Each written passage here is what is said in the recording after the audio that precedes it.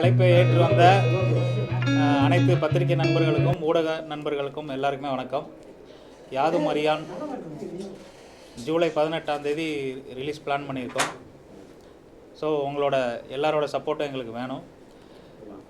இவர் Dinesh lead role பண்ணியிருக்காங்க. மற்ற சப்போர்ட்டிங் கேரக்டர்ஸ் எல்லாருமே இருக்காங்க. ரொம்ப கம்மியான க்ரூஸ் வச்சு தான் அந்த படமே பண்ணோம். ஸோ ஃபஸ்ட்டு ப்ராஜெக்ட் நீங்கள் எல்லோரும் சப்போர்ட் பண்ணி தான் நீங்கள் எங்களை அடுத்த கட்டத்துக்கு கொண்டு போகணும். பேசுங்க. எல்லாருக்கும் வணக்கம். என் பேர் தினேஷ். உங்களுக்கெல்லாம் என்னை பற்றி தெரிஞ்சிருக்குன்னு நினைக்கிறேன்.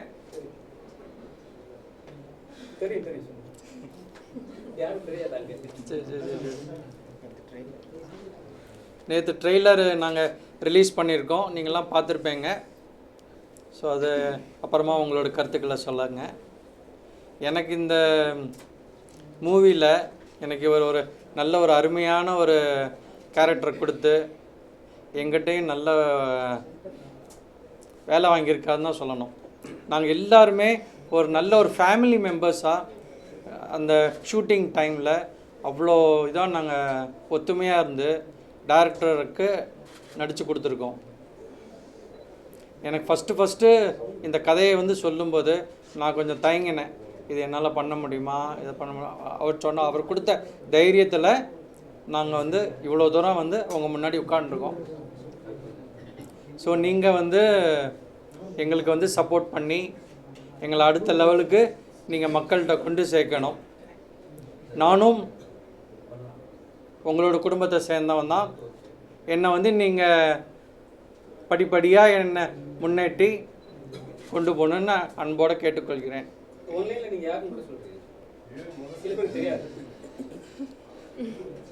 I am one of the managing director of Dinamalar, Tirunelveli and Nagarkoil edition. I am the great grandson of Dinamalar founder TV Ramasubbayar. Thank you. எல்லாருக்குமே வணக்கம். என் பேர் ஷாமலராஜ். ஸோ ஃபர்ஸ்ட் ஆஃப் ஆல் நான் எங்களோட டைரக்டர்ஸருக்கு ரொம்ப நன்றி சொல்ல வருவேன். பிகாஸ் அவங்களால இந்த படத்துக்கு ரொம்ப பெஸ்ட் வைப்பாக கிடச்சிச்சு. ஸோ படம் பற்றி பேசணுன்னா ஆல் ஓவர் எக்ஸ்பீரியன்ஸ் சூப்பராக தான் இருந்துச்சு. Artist and production team and எங்களோட டிஓபி சார் எல்லோரும் ரொம்ப சப்போர்ட்டிங்காக அண்ட் நிறையா நல்லா கோஆப்ரேட் பண்ணிவிட்டு இந்த படத்தில் எல்லோரும் நிறையா எஃபர்ட் போட்டிருக்கோம். So we expect all your support and love for our film, which is going to release on 18th July, Yadum Aryan. So thank you so much. இப்படியே சப்போர்ட் பண்ணிட்டே இருங்க. நன்றி.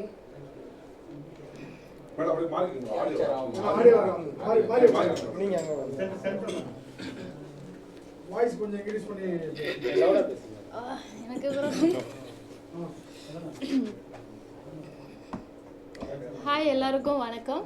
நான் பிரன்னா. அடுத்தடுத்த மூவிஸில் நீங்கள் என்னை பார்த்துருப்பீங்கன்னு நான் நம்புகிறேன்.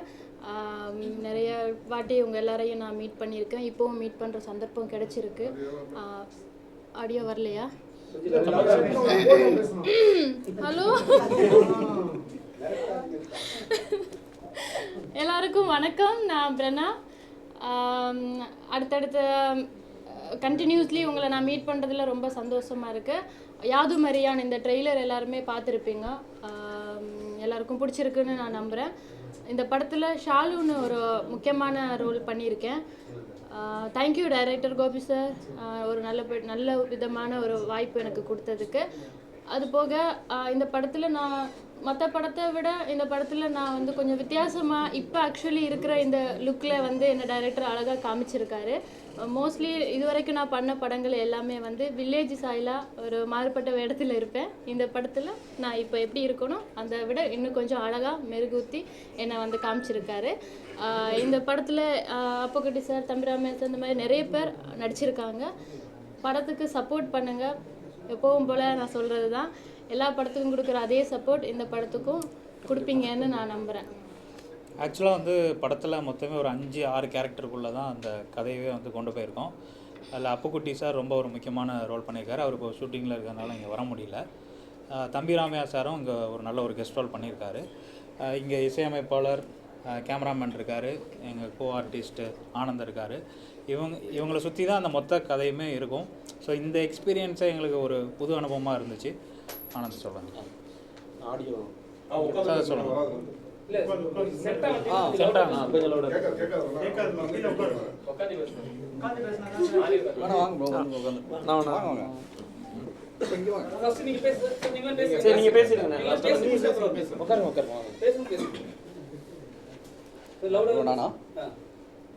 எல்லாருக்கும் வணக்கம். என்னோட பேர் எல் தினேஷ், இந்த படத்தோட கேமராமேன். எனக்கு இது புதுசாக இருக்குது, இந்த மாதிரி பழக்கம்லாம் இல்லை. ஸோ இந்த படத்தை பற்றி சொல்லணுன்னா ரொம்ப சீக்கிரமாக முடித்த படம். எனக்கு தெரிஞ்சு இவ்வளோ சீக்கிரமாக ஒரு படம் ரிலீஸ் ஆகுதுன்னா அது இந்த படமாக தான் இருக்குன்னு நினைக்கிறோம். ஸோ ரொம்ப சின்ன டேஸில் பண்ணி ஒரு சின்ன டீமாக வச்சு எல்லாருமே ஒரு நல்ல அவுட்புட்டாக கொடுத்துருக்கோன்னு நம்புகிறோம். ஸோ பார்த்தவங்க எல்லோரும் அப்படி தான் சொல்கிறாங்க. ஸோ உங்களோட சப்போர்ட் வேணும். நீங்கள் எல்லாருமே பாருங்கள், பார்த்துட்டு உங்களோட ஃபீட்பேக் எல்லாருமே சொல்லுங்கள். சொல்லிவிட்டு இந்த படத்துக்கு, சின்ன படத்துக்கு சப்போர்ட் பண்ணிங்கன்னா எல்லாருமே பெரிய ஆளாக வளருவோன்னு நம்புகிறோம். ஸோ அதுக்கு எல்லாமே உங்களோட சப்போர்ட் வேணும்.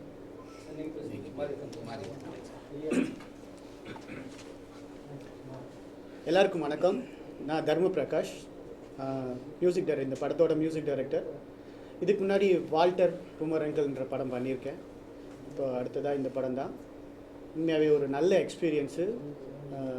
சின்ன படம் நினச்சி ஒர்க் பண்ணது, பட் அது பெருசாக வந்திருக்கு. நீங்கள் எல்லோரும் சேர்ந்து சப்போர்ட் பண்ணணும். சின்ன படம் இதெல்லாம் இது பண்ணலாம் அப்படிலாம் யோசிக்காமல் நிறைய சப்போர்ட் பண்ணுவீங்கன்னு நம்புகிறேன். நன்றி.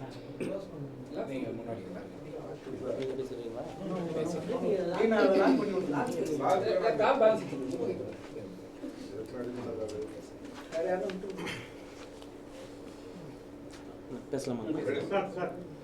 வந்திருக்கிற எல்லாருக்குமே வணக்கம். ரொம்ப சந்தோஷமாக இருக்குது. இந்த தருணத்துக்காக தான் நாங்கள் வந்து ரொம்ப நாள் வந்து ஏங்கிட்டு இருந்த ஒரு நாள் இன்றைக்கி நடந்துருச்சு. ட்ரெய்லர், டீசர் எல்லாமே பார்த்தீங்க. அது மட்டும் இல்லாமல் பாட்டு வேறு ரிலீஸ் ஆச்சு. அது எல்லாரோட மனசுலையுமே வந்து சூப்பராக போய் பதிஞ்சிருக்கு. அதுக்கு முழுக்க சப்போர்ட் வந்து மீடியா, ப்ரெஸ் நீங்கள் தான். இந்த வாய்ப்பு கொடுத்ததுக்கு நன்றிங்கிறத நான் கண்டிப்பாக சொல்லி ஆகணும். அது ரொம்ப எமோஷ்னல் ஆகிறேன். ஏன்னா நிறைய ஸ்டேஜ் பார்த்துருக்கோம். ஆனால் ஒவ்வொரு படமும் பண்ணும்போது அந்த படத்தில் நமக்கு வந்து ஸ்கோர் பண்ணணும், நம்ம அடுத்த லெவல் போகணும், இன்னும் நிறைய படம் பண்ணணுங்கிற ஆசையில் தான் பண்ணுவோம். கண்டிப்பாக இந்த படத்தில் ஒரு சூப்பரான ரோல் கொடுத்துருக்கீங்க. அதுவும் இல்லாமல் தினேஷ் அண்ணா, பிரணா, ஷாமல் எல்லாருமே, அண்ணா எல்லாருமே வந்து வேறு லெவல். அதுவும் இல்லாமல் எங்கள் ப்ரொடியூசர், அவரு ஒன் ஆஃப் த ப்ரொடியூசர். வீட்டுக்கே தெரியாதுங்க அப்படிங்கிற மாதிரி. சரி, இல்லை நாங்கள் ஜாலியாக அவர் ப்ரொடியூசர் தான் கூப்பிடுவோம் ப்ரொடக்ஷனில் இருந்ததுனால. அவரும் சரி, எல்லாருமே திரும்ப வந்து அந்த ஒரு 15 நாள் 16 நாள் எடுத்தோமா ஷூட்டுன்னு. 15 நாளில் முடிச்சாரு. அந்த 15 நாளுமே திரும்ப பிளே ஸ்கூலில் போய் அட்மிஷன் ஆன மாதிரி தான். அவ்வளோ ஜாலியாக, அவ்வளோ சூப்பராக பண்ணிகிட்டு இருந்தோம். ஒருத்தருக்கு ஒருத்தர் ஈகோ கிடையாது. ஒர்க் அவுட் பண்ணுவோம். சீன்லாம் கொடுத்துட்டாருன்னா ஒர்க் அவுட் பண்ணி பண்ணுவோம். அதான் எல்லாமே நல்லா வந்திருக்கு. அண்ணா சொன்ன மாதிரி இது சின்ன டீம்னு நினச்சி பண்ணினது இன்றைக்கி பெருசாக வந்திருக்கு. இதை இன்னும் பெருசாக ஆக்குறது மக்கள் கையிலையும் இருக்குது, ப்ரெஸ் மீடியா உங்கள் கையிலையும் இருக்குது. Thank you so much. One more time எல்லாருமே தேட்டரில் போய் பாருங்கள், சந்தோஷமாக இருப்பீங்க. தேங்க்யூ. என் பேர் வந்து ஆனந்த் பாண்டி. நான் இதுக்கு முன்னாடி வந்து விஜய் டிவியில் இருந்திருக்கேன், ஜீ தமிழில் இருந்திருக்கேன். கலக்கப்போகுது யார் ஆர்டிஸ்ட்டு. நான் இது எனக்கு 4வது படம். இதுக்கு முன்னாடி ஒரு 3 படம் பண்ணியிருக்கேன்.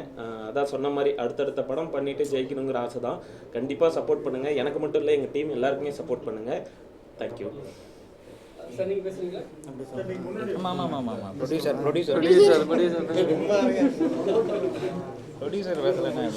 ப்ரொடியூசர் பேச வேண்டாமா?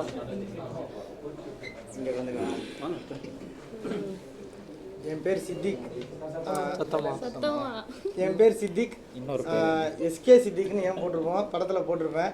ஏன் எஸ்கே சித்திக்னா, சிவகார்த்திகேயன் ரசிகர் மன்றத்தோட திருச்சி மாவட்ட தலைவராக நான் இருக்கேன். நானும் இவரும் 10 வருஷமாக டைரக்ஷனுக்காண்டி ட்ரை பண்ணி தான் வந்துட்டு இருந்தோம். அப்போவே சொல்லிட்டேன், நீங்கள் படம் எடுத்திங்கன்னா நான் தான் பாட்டு எழுதுவேன்னு. இதில் ஒரு 2 பாட்டு எழுதியிருக்கேன். ப்ரொடக்ஷன், டைரக்ஷன் எல்லாமே நாங்கள் தான் பார்த்தோம். அவர் தான் ப்ரொடக்ஷனும் பிரேக்கிங் மைண்ட் பிக்சர்ஸோட இதோ அவர் தான் பார்த்துக்கிறாரு. டைரக்ஷன், ப்ரொடக்ஷன் எல்லாமே சேர்ந்து நாங்கள் தான் பார்த்தோம். சிவகார்த்திகேயன் வந்து என்ன சொன்னார் ட்ரைலர் பார்த்துட்டு? உங்களுக்காக வந்தாரா, டேரக்டராக வந்தாரா, இல்லை வந்து நடிகருக்காக வந்தாரா? இல்லை, அவருக்கு தெரியாது. யாது மாதிரியான ஒரு டீம் வருதுன்னு தான் சொல்லியிருந்தாங்க.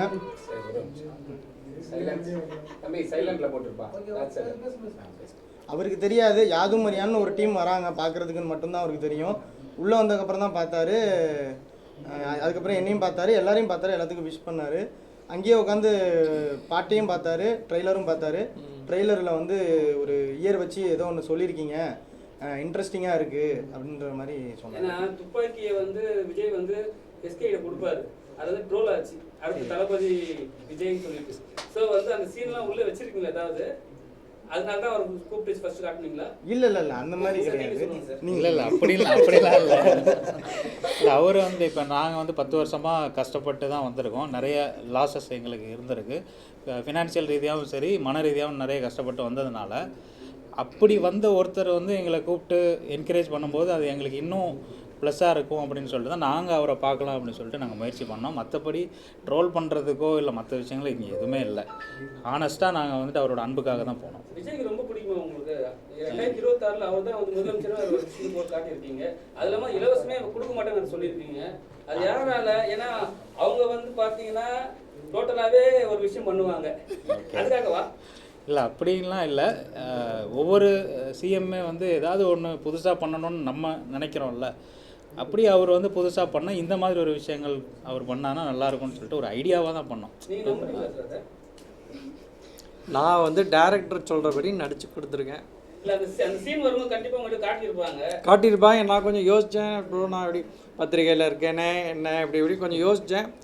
அப்புறம் நான் வந்து டேரக்டருக்கு அடாப்ட் ஆகி சரி பண்ணுவோம், படம் தானே அப்படின்னு சொல்லி நானும் பண்ணிட்டேன். ஏன்னா நம்ம சேனல்ல கூட பார்த்தீங்கன்னா அவர் சப்போர்ட்டாக தான் போட்டுருக்கோம், அகேன்ஸ்ட் எதுவுமே போட்டதே கிடையாது. கண்டிப்பாக. ஸோ ஒருவேளை அந்த சப்போர்ட்லாம் பண்ணுறீங்க? அப்படிலாம் இல்லை, அதாவது சப்போர்ட்டு அகேன்ஸ்ட்டுங்கிறத தாண்டி அது நாங்கள் ஸ்டோரியாக எழுதும்போது அது 2026 நடக்க வேண்டிய ஒரு கதையாக நாங்கள் அதான் 2026 நடக்கிறத நாங்கள் ஸ்ட்ராங்காக அவங்கக்கிட்ட ஒரு நம்பகத்தன்மையோடு கொடுக்கணும் அப்படின்னா இப்படி ஒரு வித்தியாசமாக பண்ணலாம் அப்படின்னு ஒரு ஐடியா தான். அப்படிலாம் இல்லை. இல்லை படம் வருதுன்னு முடிவு பண்ணியிருக்கோம். படம் வரலான்னு ஃபஸ்ட்டு படம் முடிச்சு விட்டு போயிடாது. இதெல்லாம் வந்துட்டு இல்லை அதுதான் அதாவது ஒரு ஃபேன் பாய் மூமெண்ட்டுன்னு வச்சுக்கோங்களேன். இப்போ வந்துட்டு எல்லாருக்கும் எல்லா டேரக்டர்ஸுக்குமே ஒரு சினிமாவில் ஒரு அச்சீவ்மெண்ட்னா ஒரு படம் பண்ணணும், அஜித் வச்சு படம் பண்ணணும், விஜய் சார் வச்சு படம் பண்ணணும் இருக்கும்ல. அந்த மாதிரி எனக்கும் ஒரு கனவு இருந்தது. ஒரு சில நாட்களுக்கு முன்னாடி பார்த்தீங்கன்னா 69வது படத்தோடு அவர் அதுக்கப்புறம் நடிக்க மாட்டார் அப்படி சொல்லிட்டாங்க. நாங்கள் வந்து என்ன பிளான் பண்ணால் இப்போ 67 68 போயிட்டுருக்கு, ஒரு 80 90 பிடிச்சிருவோம் அவரை எப்படியாவது, அவ்வளோ கஷ்டப்பட்டு முன்னுக்கு வந்துடலாம் அப்படின்னு நம்ம ஒரு ஐடியா பண்ணிட்டு இருக்கும்போது படமே நடிக்கலைன்னா அப்போ எப்படி ஃபேன் பாய் சமம் பண்ணுறது, அப்புறம் நம்மளும் அட்லி மாதிரி என்னைக்கு ஆகுறது அப்படின்னு ஒரு தாட் இருக்கும்ல. அப்போ சரி நடிகராக நடிக்கலை, அப்போ ஒரு அரசியல்வாதியாக அவரை நம்ம படத்தில் வச்சுருவோம், ஃபஸ்ட்டு படத்தில் வச்சுருவோம். அப்போ எல்லாரும் ஒரு கூட்டம் எதிர்பார்க்குறாங்கல்ல, அந்த கூட்டத்துக்கான ஒரு விஷயமா நான் வச்சேன். ஓகே பார்த்தோம். ஓகே சரி சார், த்ரில்லர் ஜானர் தான் சார் இது ஃபுல்லாக. அதாவது சிங்கிள் ரூம் த்ரில்லர்னு சொல்லிக்கலாம். ஒரு பங்களாவுக்கு போகிறாங்க, அங்கே என்ன நடக்குது அந்த மாதிரி தான் கொண்டு வந்திருக்கோம். இது கதைப்படி கொல்லிமலையில் நடக்கிற மாதிரி பிளான் பண்ணி வச்சுருக்கோம் சார்.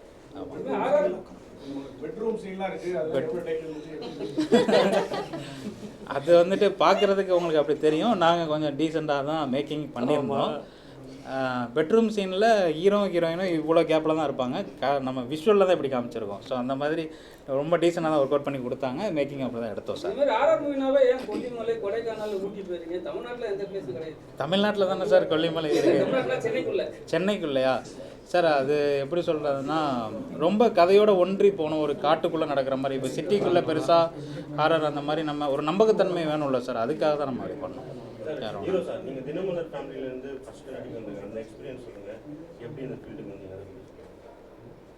எனக்கு ரொம்ப வருஷமாகவே எனக்கு இந்த ஃபீல்டு மேலே ஒரு இது இருக்குது, ஒரு ஃபேஷன் இருக்குது. நான் படித்தது எலக்ட்ரானிக் மீடியா. ஸோ நான் வந்து படிக்கும் காலத்துலேருந்தே நான் நிறைய ஷார்ட் ஃபிலிம்ஸ் எடுப்பேன், அப்புறம் நிறைய இதில் சின்ன சின்ன இதெல்லாம் நான் பண்ணியிருக்கேன். ஸோ அப்புறம் நம்ம இந்த ஆஃபீஸ் ஒர்க்கு அது இது இருக்கிறதுனால நான் அப்படியே அதுலேயே நான் ட்ராவல் பண்ணிட்டு இருக்கும்போது என்னோடய ஃப்ரெண்டு மூலமாக எனக்கு இவர் அறிமுகமானார்.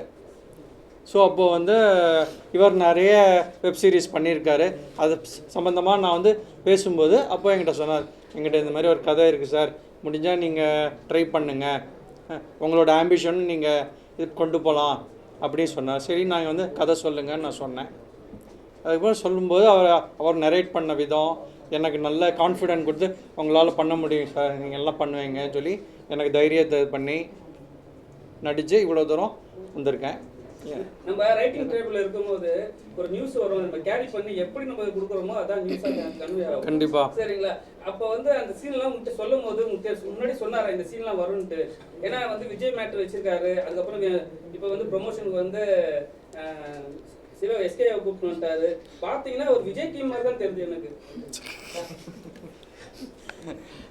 அப்படிலாம் அவர் ஏற்கனவே பக்காவாக ஸ்கிரிப்ட் வச்சுருந்தாரு.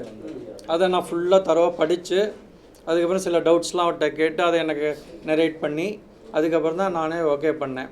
விஜய்க்கும் நான் சொன்னேன், சரி இதெல்லாம் இதாக ஆகிடக்கூடாது, நம்மளும் பத்திரிக்கையில் இருக்கோம் அப்புறம் அதெல்லாம் இல்லை போக பார்த்துக்கலாம் அப்படின்னு நான் கொஞ்சம் யோசிச்சு தான் அப்புறம் சரி இது பண்ணேன். சார் இதில் எங்கேயுமே தவறாக ஒன்றும் நம்ம சொல்லலையே. இல்லை அவர் யோசிக்கிற அளவுக்கு நான் அதான் நீங்கள் விஜய்க்கு சப்போர்ட்ன்ற மாதிரி ஒரு இமேஜ் கிரியேட் ஆகிட்டோம்ல. நீங்கள் வந்து ஒரு தினமலர் ஏற்கனவே நீங்கள் டிஎம்கேக்கு ஆப்போசிட்டாக இருக்கீங்கன்னு ஒரு பேச்சுக்கு இப்போ விஜய்க்கு சப்போர்ட் பண்ணும்போது அந்த இமேஜ் கிரியேட் ஆகிடலாம். நம்ம வந்து படத்துக்கு தேவையான விஷயங்கள் தான் நம்ம காட்டியிருக்கோம். இதில் நம்ம யாரும் சப்போர்ட்டு கிடையாது சார். இவர் நடிக்க வந்ததுக்கு அப்புறம் சார் இவர் தினமலர் இதுக்கு சம்மந்தம். நான் வந்து தினமலர்னே நடிக்கவில்லை, நானும் ஒரு புதுமுக நடிகர் அவ்வளோதான். வேறு இதில் என்னோட பிராண்ட் நேமே இல்லை. இந்த கதைக்கும் அவரோட பிராண்டுக்கு சம்மந்தம் கிடையாது. நான் வந்து இவர் சொல்கிறபடி அவ்வளோ கஷ்டப்பட்டு நான் என்ன தெரிஞ்ச லெவல் நான் நடிச்சிட்டேன். அப்பா கிட்ட சொன்னீங்களா இந்த சீன்ஸ்லாம் வருது? அப்பா என்ன சொன்னாரு? அப்பா அம்மாவும் பயந்தாங்க, ஏன்னா நம்ம இப்படி இருக்கோமே, எதாவது முடியுமா ஒன்றால் அப்படின்னு. நான் சொல்லிட்டேன், டைரக்டர் சொல்கிறபடி நான் பண்ணுறேன், அவ்வளோதான். என்னோட நடிப்பு திறமை வெளி வரும் இதனால்.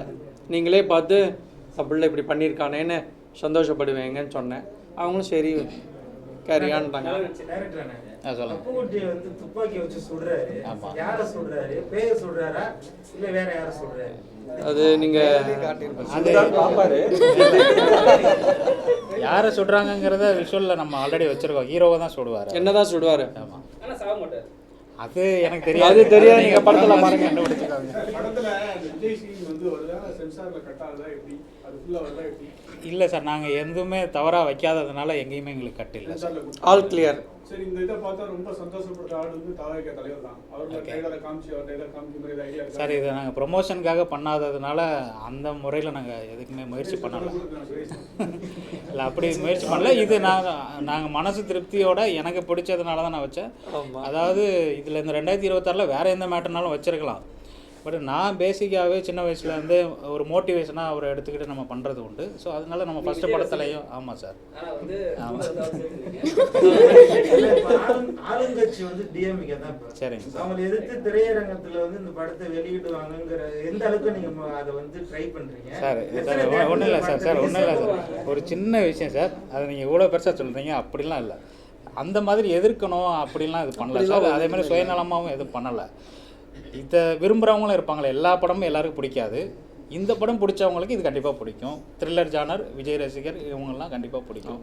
ஸோ அந்த மாதிரி தான். நீங்கள் வந்து நிறைய இன்டர்வியூ சொல்லியிருக்கீங்க, மேடை பேசி சொல்லியிருக்கீங்க, எனக்கு வந்து இதே மாதிரி கேரக்டர் மட்டும் தான் கொடுத்துன்னு இருக்காங்க. என்ன மாதிரி ஒரு விஷயம்னா பண்ணுனா நான் ஒரு போல்டான ஒரு ஆர்டிஸ்ட், ஏன் சில நேரத்தில் வந்து இந்த கேரக்டர் கொடுக்க மட்டும் நீங்கள் சொல்லியிருக்கீங்க. இந்த படத்தில் வந்து உங்களுக்கு அதே கேரக்டர் கொடுத்துருக்காங்க, எப்படி இருக்கு? இந்த படத்தில் அதே கேரக்டர் கொடுக்கல. இதுக்கு முன்னாடி நான் இது மாதிரி காஸ்டியூம்ல நீங்கள் காஸ்டியூம் பற்றி நிறைய சொல்லியிருக்கீங்க. எஸ் கதைக்கு இந்த படத்தில் தேவைப்பட்டது வந்து ஒரு ஹோம்லியான ஒரு பொண்ணு தான். ஆனால் ஹோம்லினாலும் நம்ம சினிமாவில் எனக்கு அமைகிற கேரக்டர் பார்த்தீங்கன்னா கொஞ்சம் டார்க் ஷேடில் இருக்கிற மாதிரி தான் மூவிஸ் அமையுது.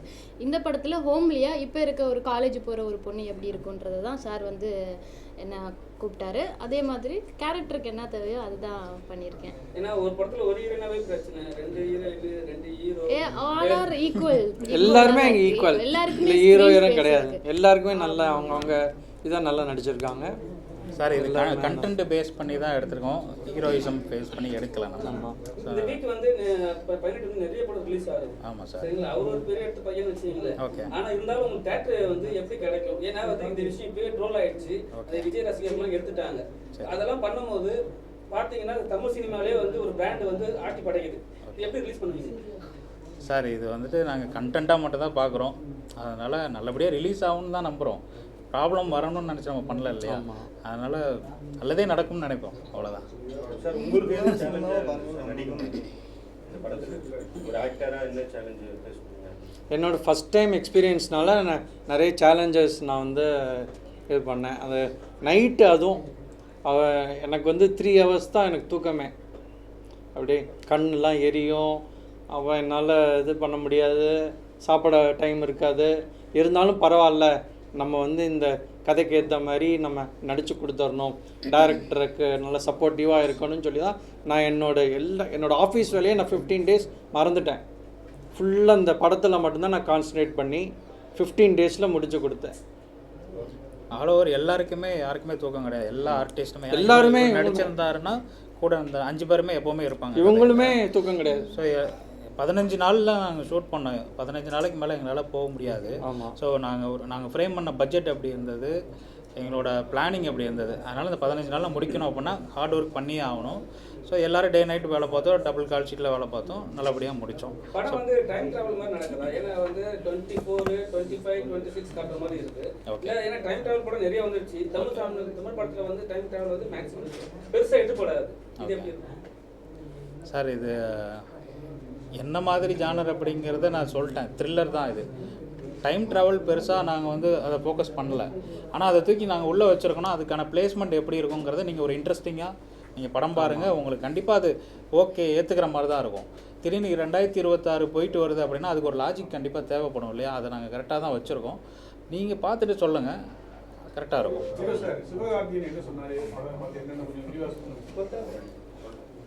சிவகார்த்திகேயன் வந்து இந்த ட்ரெய்லரை பார்த்துட்டு சரி ஏதோ டிஃப்ரெண்ட்டாக பண்ணியிருக்கேங்க, இயர் மாறி வருது, இதில் ஏதோ ஒரு விஷயம் இருக்குதுன்னு நினைக்கிறேன், இதெல்லாம் மற்றபடி ஸ்டோரி லைன் நல்லா இருக்குது, எல்லா டீமுக்கும் நீங்கள் நல்லா வாங்கன்னு சொல்லி அவ்வளோதான் சக்ஸஸ் பண்ணி கொடுத்தாரு.